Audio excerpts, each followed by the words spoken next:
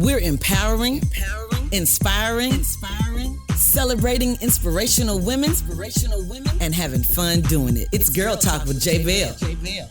What's up, guys? This is J.Belle with Girl Talk with J.Belle, and I am talking to a lot of women that are doing some awesome things in the community, and they always inspire me when I'm having these conversations.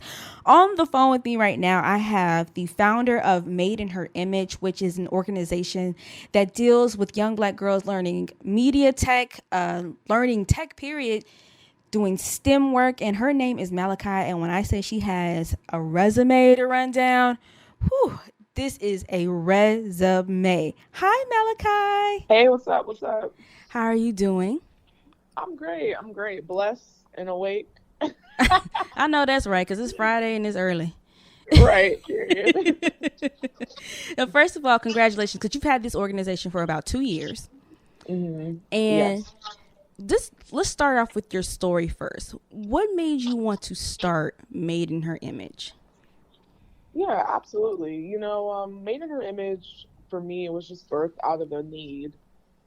Being a young Black girl who grew up in Phoenix, Arizona, I often didn't really see myself reflected in not only the folks around me, but just in the environment. And then, watching television, watching films, rarely did I see another woman or another Black woman who actually reflected who I was.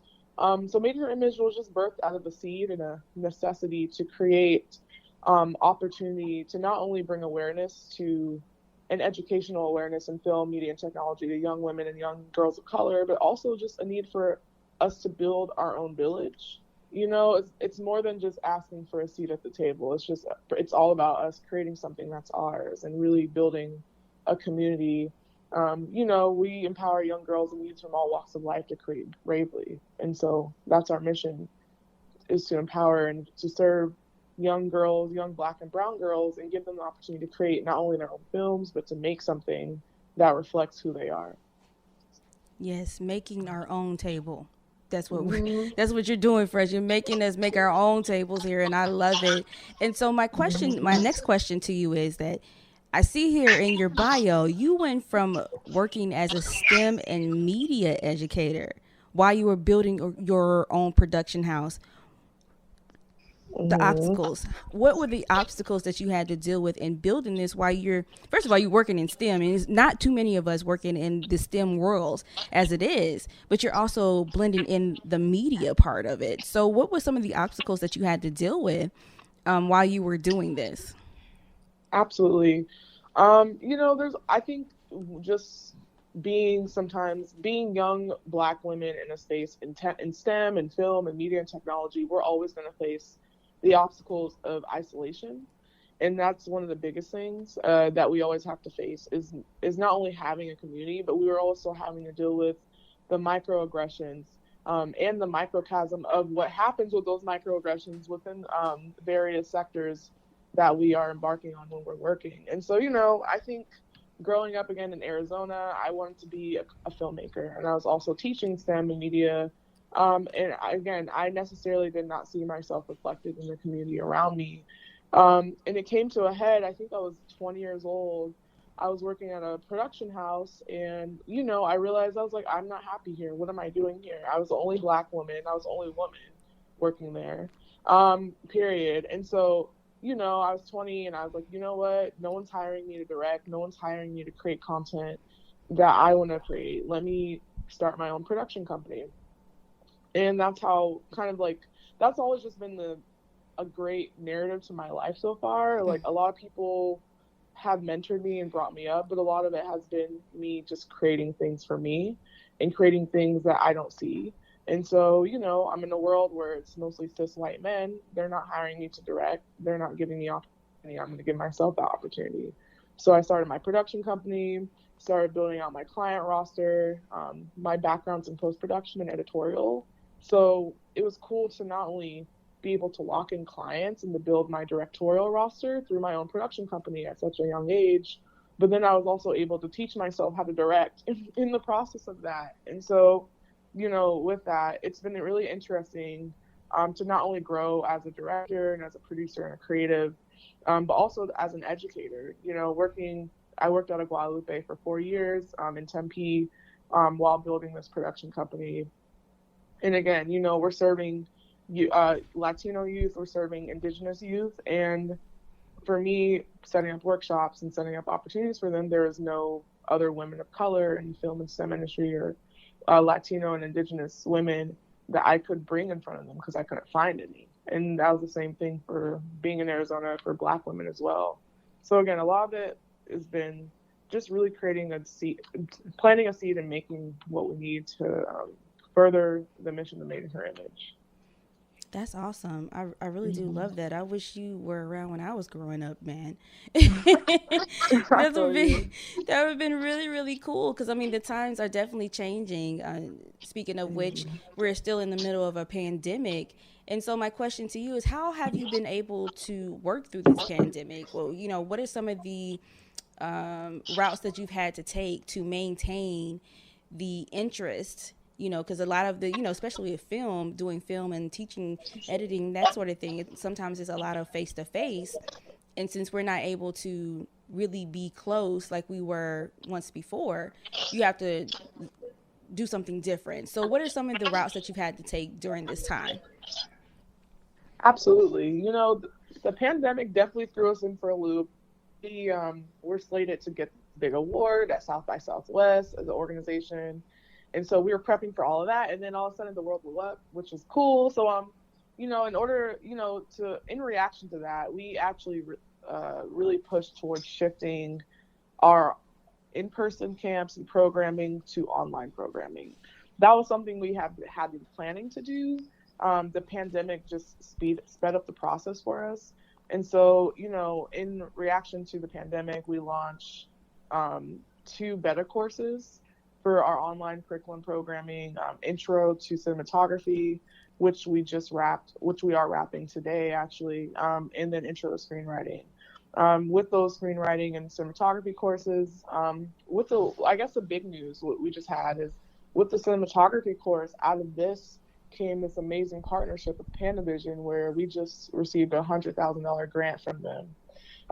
And that was just by us hosting this amazing cinematography course and by us reaching out to them and saying, hey, how do you guys want to be a part of what we're doing? And they're like, no, we want to help you. And that's, you know, so that's been something amazing that's manifested out of this pandemic. Wow. Same thing for the screenwriting course, you know, like we literally just said, hey guys, we're hosting a screenwriting workshop for 4 weeks. Whoever wants to come do this. And we had like one of the major screenwriting platforms, Final Draft, they sponsored all of our participants with free screenwriting software. And then we had a group called the Untitled Ready Script Club.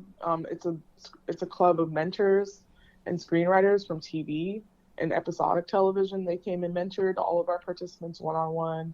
So everything that we've done has been very organic and very, very beautiful so far. And I think the pandemic has been horrific. And also with everything happening on a social scale, you know, again, we're in a world right now where they're constantly showing Black and brown youth and young Black girls, young Black women being shot and killed. And, you know, I think this is why Made in Her Image is, you know, more important now than ever, because we're actually showing the positive narrative of who we are and also shifting and creating a pipeline for that representation.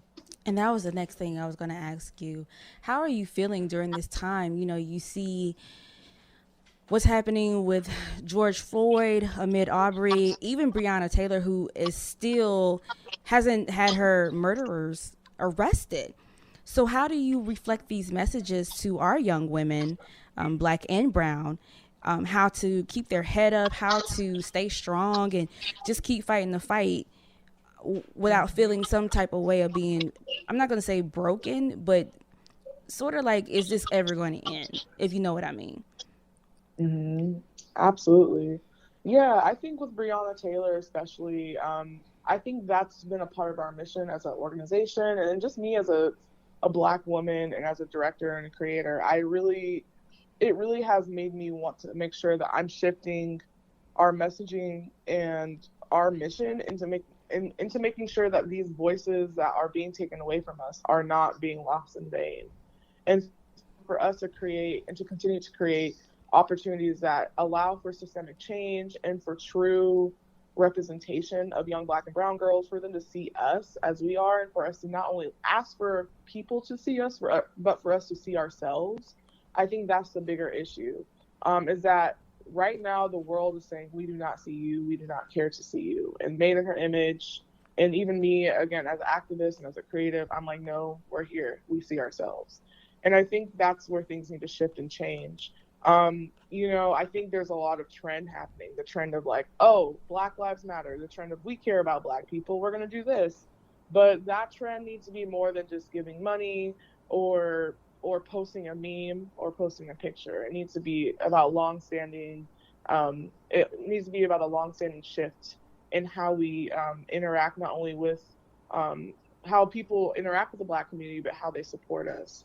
And so on our end, as an organization, I just want to make sure that we are continuing to hold true to that messaging and paying homage to not only the young women like Breonna Taylor who have passed on, but paying homage to those who came before us and making sure that our messaging is clear and consistent and strong and celebrating who we are. So, Ooh, that's a sermon. Right. I don't even know what I said.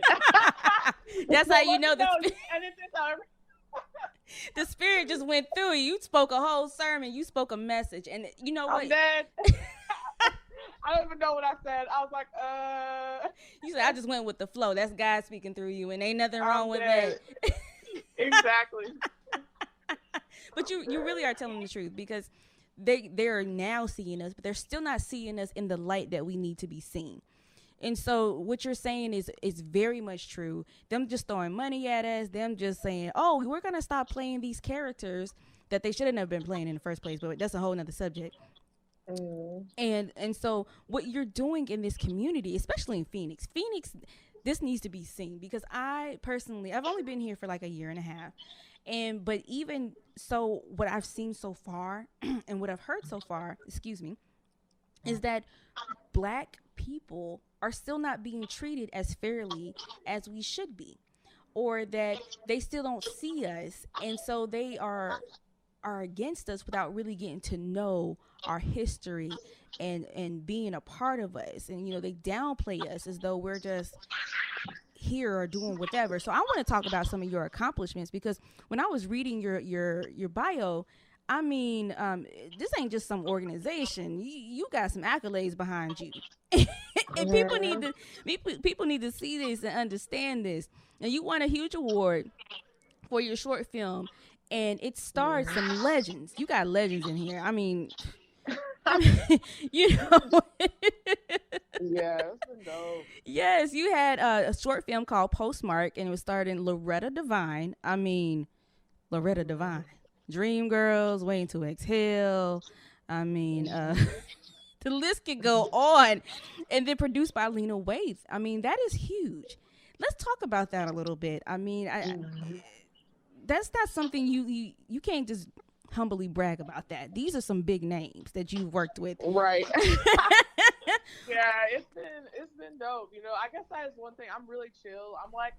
I'm the kind of person where I'm like, all right, cool, let's mess this up, and then it's like, I just keep pushing, and I don't like the big things that happen. I try to reflect and like stay grounded, because it's kind of like when we know there's bigger coming, then that's sometimes how we have to be.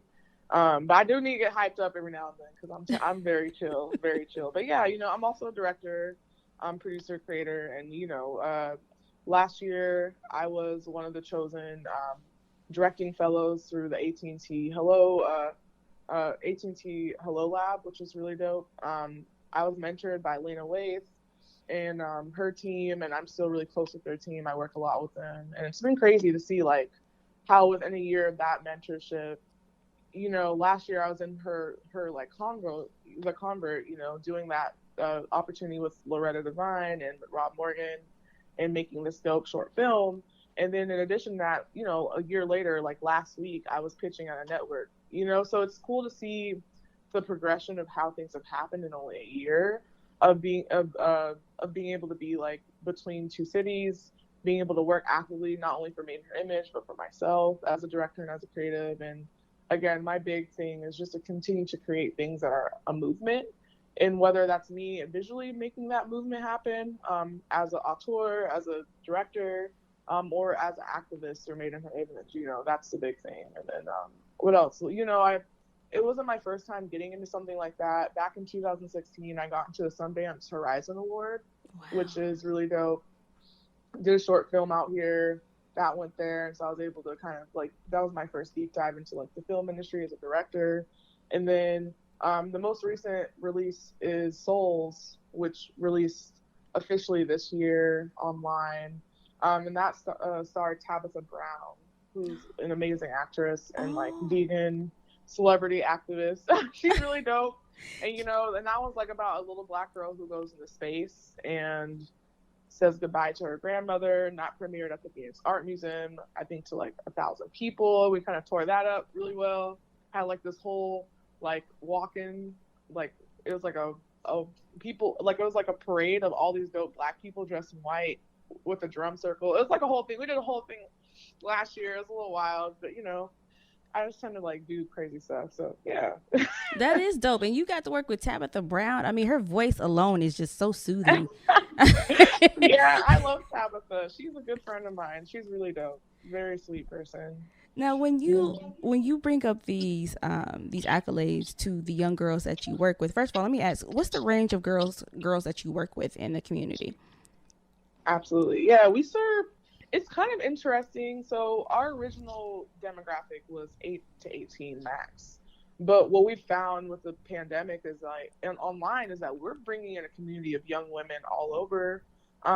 We had young women from Brazil, 19 years old, to some young women in Inglewood, 16, 15. And then we have young women from Canada, 25 years old. So I was like, cool, we can't limit, so right. I think we definitely are shifting a little bit older right now.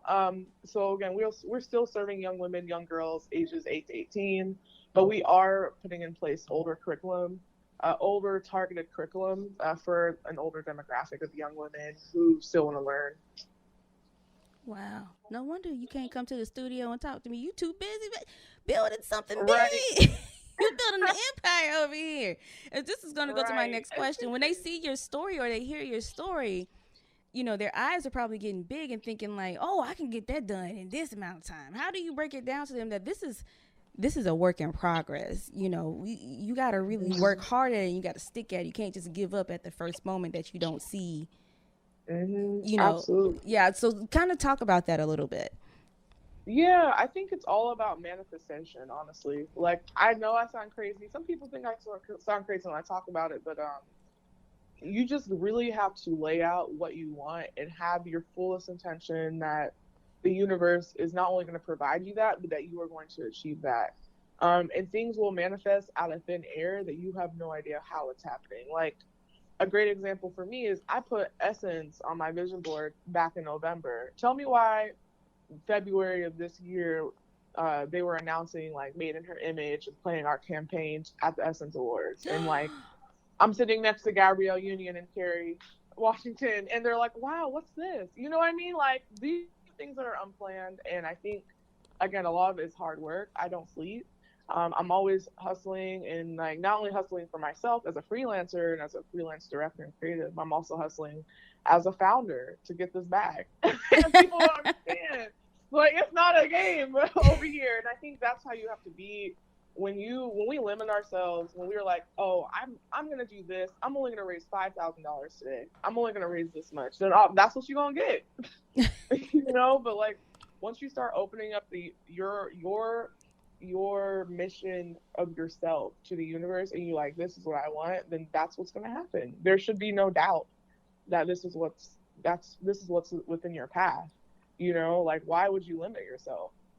Just because man limits themselves, just because the world is limiting us, or they think they can limit us as Black women or women of color, why would we let the world limit us? Why would we adhere to what people have to say or think we're where we should stay? So I don't know. That's my other sermon, but see, at least this time you were speaking some truth in there. Yeah, exactly. But we got it. This is it. This is our time. This is the time we need to. I can't cuss, but we just need to keep messing stuff up and doing things that are ours. So why not? You know? I totally agree with you. So with that said, you said you're ending a class right now. When does the next group of classes start, so that if someone wants to sign up, they hear this interview and they want to sign up ASAP, give us all that information, break it down for us. Absolutely. Yeah, I would say just to stay in touch with our upcoming programming, please reach out to us on madeinherimage.org. We're currently developing programming for the fall, developing some dope partnerships, bringing on some amazing ambassadors who will kind of speak on behalf of our mission and our movement. So please just keep in touch with us on that. And, you know, we're trying to cook up something big. So it'll kind of be announced pretty soon. So if you need a host or anything like that, you know, I'm free. I'll do it for free. Yes. Yo, we do. I would love that. That would be amazing. Well, yeah, Seriously. definitely. I know that people don't want to hear this, but I'm trying to get the bag too. Okay, the bag of exposure. Gotta make it work. And then if people want to donate, or like I said, if they want to donate, let us know where they can donate at. Absolutely. Yeah, you know, madeinherimage.org, we always need donations. We're trying to build an amazing curriculum and online platform, and just to always build our community. So please donate at madeinherimage.org. You can go to madeinherimage.org/donate and give us that money because we need it. Give us the bag, please. Yes, Nobody please. won't get hurt. And your social media, $1, $1, $5, whatever you want. whatever works. Okay. Seriously, Pass the dollar. And then if people want to follow your social channels, you have any social media you want to put out there for us? Yeah, follow me at Malakai the Brave. Follow Made in Her Image at We Are Made in Her Image. And then I think Twitter is the same, except it's like underscore. So underscore at Made in Her Image. Okay. And do you have any personal projects coming up soon? Currently, you know, we just pitched that network, which is really cool. So hopefully I can talk a little bit more about that. But that was definitely with Lena. So hoping that some cool stuff come out of that. And then currently working on a TV show with some showrunners from the short sci-fi narrative that I did. Okay. So, you know, there's some projects. I'm attached to a feature right now, a fantasy feature. A lot of the stuff I've been attached to has been a lot of world building. So again, I'm really excited to kind of see how things manifest and how they manifest for me creatively, because I'm just ready to direct and to do something crazy again. So I'm always down. So you itching to get back to work. Listen, COVID. Yeah, for real. Rona, go away. We gotta work. Well, thank you so much, Malakai, for being on the show and really sharing your story and putting it out there. And I definitely am offering my services. Okay. So if you need me for anything, to volunteer, to speak, I think what you're doing is really, really dope. And it's something that needs to be seen. I'm there for you. Please. I would love that. We should definitely just link outside of this. I'm so down. Okay. That would be amazing. Yeah. Because we always need hosts. We always need people who would help want to run workshops and programming. And I think right now we're working on a TV show type thing. So we're looking for hosts for that too. So yeah, please let me know. Always down. Okay. Well, I got your email and I got your phone number now. So yes.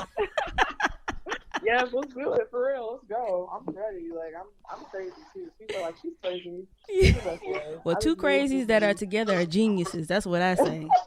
Exactly. Genius at work. All right, Malakai. Thank you so much for being on the show. Awesome. People, make sure you're following Malakai and her organization, Made in Her Image. Go to her website, madeinherimage.org. I will check you guys next week. Bye-bye. Don't hang up, Malakai. Awesome. All right. Thank you.